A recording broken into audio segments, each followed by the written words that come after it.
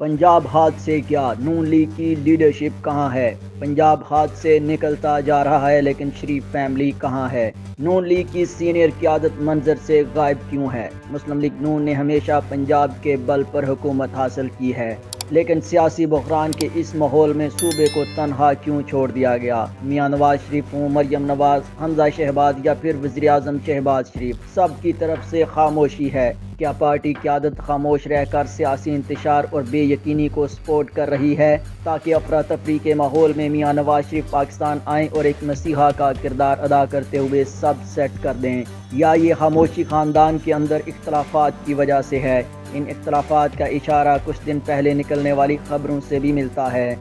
चंद दिन पहले मरियम नवाज को पार्टी का सीनियर नायब सदर और चीफ ऑर्गेनाइजर मुकर्रर किया गया है। खबरों में दावा किया गया है कि मरियम नवाज हमजा शहबाज की बजाय खुद वज़ीर आला पंजाब बनने में दिलचस्पी रखती हैं, और ये दिलचस्पी उस वक्त भी मौजूद थी जब पिछले साल हमजा शहबाज थोड़े टाइम के लिए वज़ीर आला बनने में कामयाब हुए। इस वक्त हमजा और मरियम दोनों पाकिस्तान से बाहर हैं और जनवरी के आखिर में दोनों वतन वापस आ रहे हैं, और इम्कान जाहिर किया जा रहा है वापसी के बाद ये इख्तलाफात शिद्दत भी इख्तियार कर सकते हैं।